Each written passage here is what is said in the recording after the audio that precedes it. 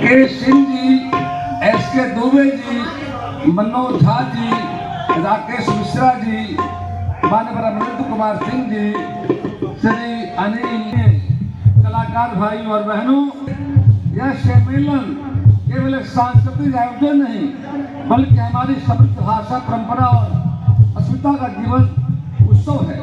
भोजपुरी भाषा केवल संवाद का माध्यम नहीं है बल्कि हमारी संस्कृति, संस्कार और सभ्यता की आत्मा है।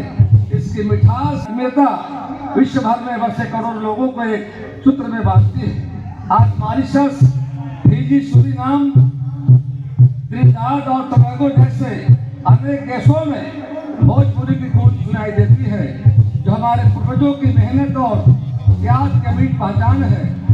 लोक नृत्य, पर्व, त्योहार और परंपराएं समाज में प्रेम, भाईचारे और एकता का संदेश देती है।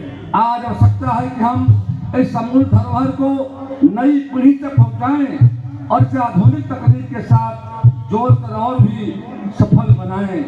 मैं विशेष रूप से पूर्वांचल एकता मंच को इस उत्कृष्ट आयोजन के लिए बधाई देता हूं, जिन्होंने भोजपुरी समाज को एक वैश्विक मंच प्रदान किया है।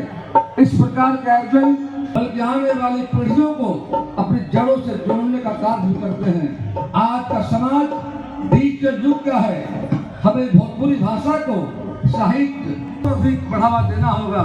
यदि हम अपनी भाषा को सशक्त करेंगे तो हमारी भाषा है, इसको निश्चित तौर पर संविधान के 8वीं सूची में शामिल किया जाए। इसके लिए हमारा भी प्रयास होगा और अनुसंधान होगा केंद्र सरकार को जाकर के।